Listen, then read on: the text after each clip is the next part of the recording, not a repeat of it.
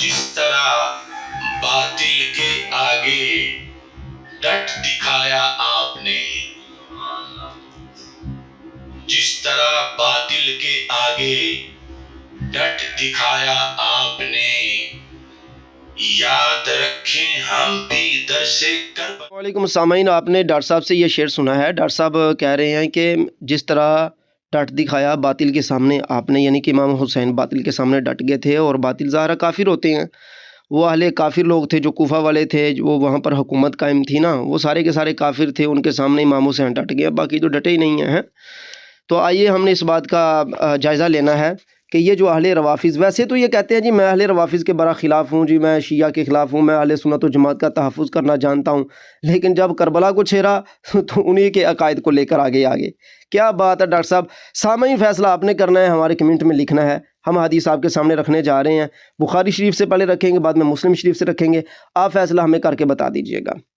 ये 29-59 हदीस है, हज़रत अब्दुल्ला बिन ज़ैद से आ रही है। हज़रत अब्दुल्ला बिन ज़ैद वो सहाबी हैं जो कि असहाबे बैअत रिदवान में दाखिल हैं, ठीक है, वो सहाबी हैं ये, यानी कि बहुत अजीम सहाबी हैं। फरमाते हैं कि लम्मा काना ज़मन अल-हर्रति अताहु आतिन फ़क़ाल लहु इन्ना इब्न हंज़लता युबाय्यु अन्नास अलल मौत।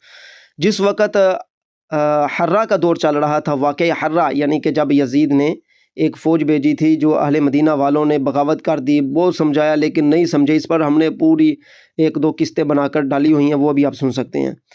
तो उस पर यजीद ने जब एक मुकम्मल फ़ौज भेजी, तो उस वक़्त की बात है कि कोई आने वाला आता है और आकर ख़बर देता अब्दुल्ला बिन ज़ैद को कि भाई जो अब्दुल्ला बिन हंज़ला हैं वो तो मौत पर बैत ले रहे हैं लोगों से। तो इन्होंने फरमाया कि ला उबाय्यु अला हाज़ा अहदन बअद रसूलिल्लाहि सल्लल्लाहु अलैहि वसल्लम, हम हुज़ूर सल्लल्लाहु अलैहि वसल्लम के बाद किसी से भी मौत पर बैत नहीं करेंगे। यानी कि यह साफ साफ उन्होंने फरमा दिया कि भाई मौत पर बैत नहीं है।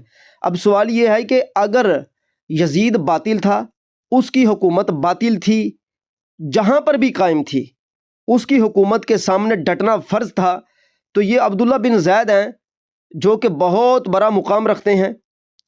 हज़रत अब्दुल्ला बिन हंज़ला का इनके सामने इतना मुकाम नहीं है। अब्दुल्ला बिन हंज़ला बड़े छोटे मुकाम के सहाबी हैं। बाद ने इनको ताबी भी लिखा है। जो अब्दुल्ला बिन ज़ैद हैं ये तो पक्के सहाबी हैं और बड़े ऊंचे दर्जे के। इन्होंने फरमाया कि हम मौत पर बैत नहीं करेंगे। अब डॉक्टर साहब हमें ये बात बता दें कि डॉक्टर साहब अगर यजीद बातिल था, यजीद की फ़ौज बातिल थी, कूफा बातिल था, सब कुछ बातिल था, तो भाई इमाम हुसैन तो डट गए, तो वो तो आगे गुजर गए। अब बताइए कि हज़रत अब्दुल्ला बिन ज़ैद पर क्या हुक्म लगेगा। ये जिनका वो सहाबी हैं जिनका मकाम मर्तबा फ़तह मक्के से पहले वालों में शुमार होता है और ये उम्मत में बड़े आला दर्जे पर फ़ाइज़ सहाबी हैं। अब बताइए कि अब्दुल्ला बिन ज़ैद पर क्या इतराज़ होगा।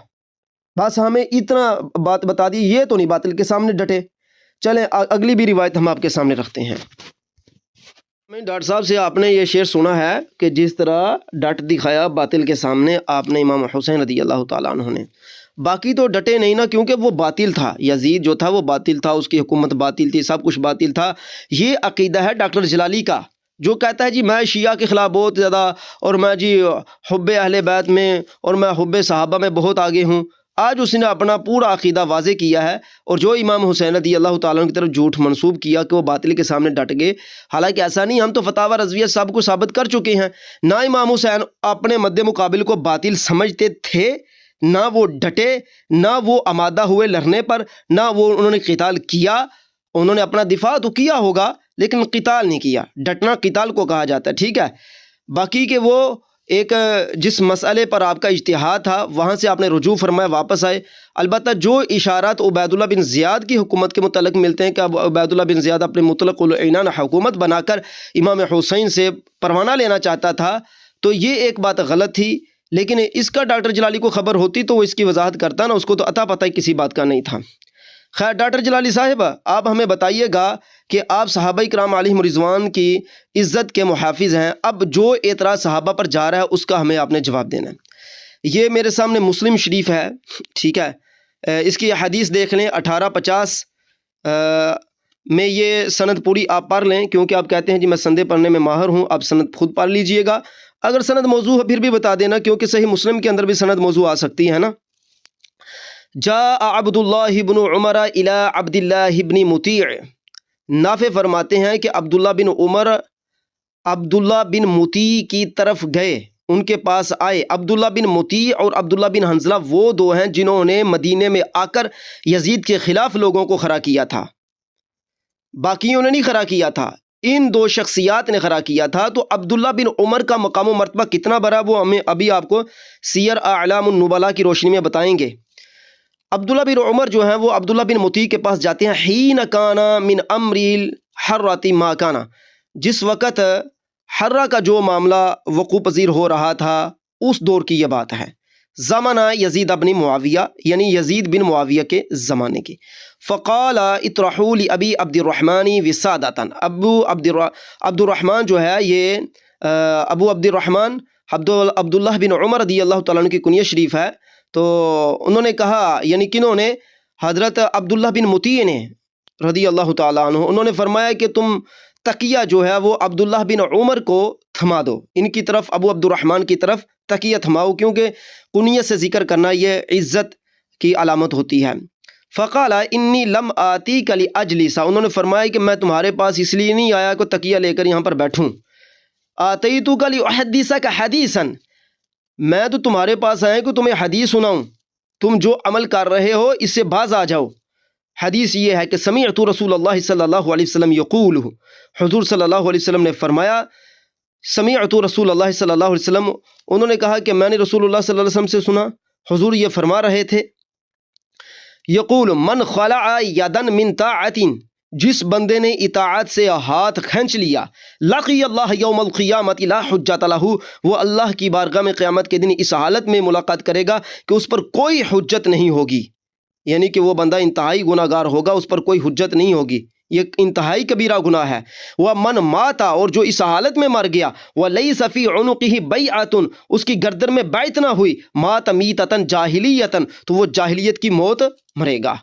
اب یہ حدیث کتنے غصے میں آ کر انہوں نے کہ بیٹھے بھی نہیں اور آ کر ان کو سنائی، اور سنا کر انہوں نے کہا کہ بھائی یہ جو تم نے کام کیا ہے کہ یزید کی بیعت کروا دی اور یہ سارے معاملہ تم نے وقوع پذیر آپ نے کیے ہیں، یہ بالکل ٹھیک نہیں ہے، میں تمہیں حدیث سنانے آیا ہوں، بس بات ختم ہو گئی۔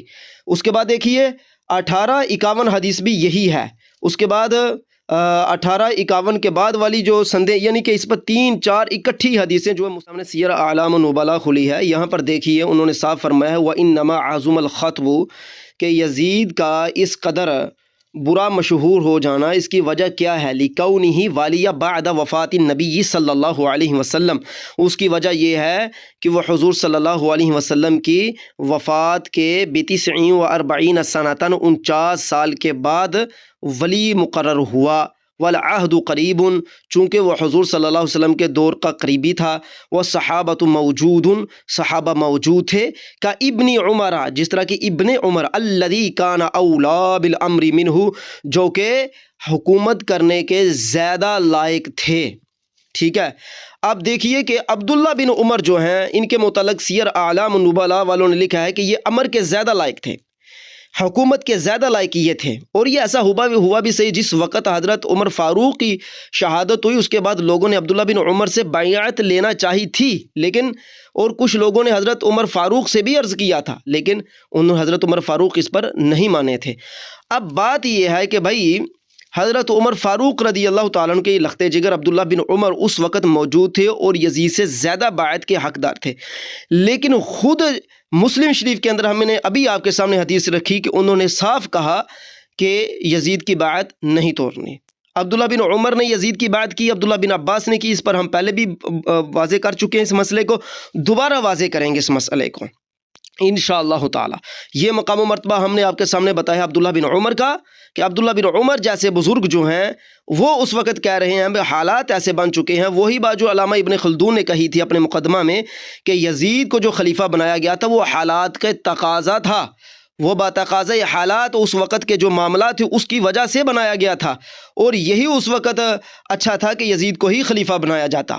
ٹھیک ہے، یہ بات علامہ ابن خلدون نے بھی لکھی ہے، وہ بھی ہم آپ کے سامنے انشاءاللہ تعالی رکھ دیں گے۔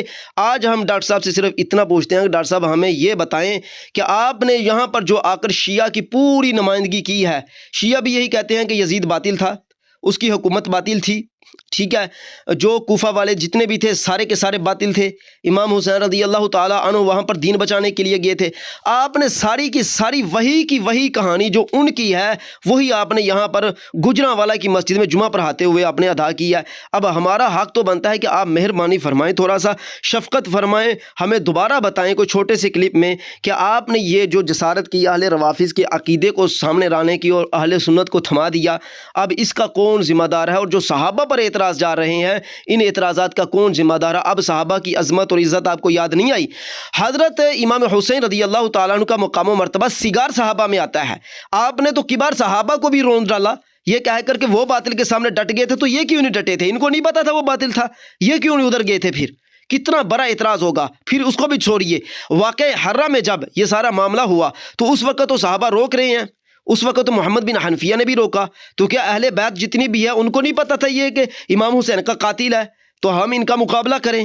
ہیں افسوس والی بات ہے. اب یہاں پر عزیمت و رخصت کے قواعد نہیں چلنے، عزیمت و رخصت کے قواعد یہاں اس جگہ نہیں چلتے کہ کفر کے سامنے جو بندہ نہیں ڈٹا تو وہ رخصت پر ہے اور جو ڈٹ گیا وہ عزیمت پر ہے. یہ کون سا اسلام ہے؟ اسلام تو ایک ہی ہے نا کہ جو کہتا ہے جہاں پر باطل ہے اس کے سامنے ڈٹنا پڑتا ہے. جس طرح باطل کے آگے ڈٹ دکھایا آپ نے، جس طرح باطل کے آگے ڈٹ دکھایا آپ نے، یاد رکھیں ہم بھی درس کربلا مولا حسین. جس طرح باطل کے آگے ڈٹ دکھایا آپ نے، یاد رکھیں ہم بھی درس کربلا مولا حسین.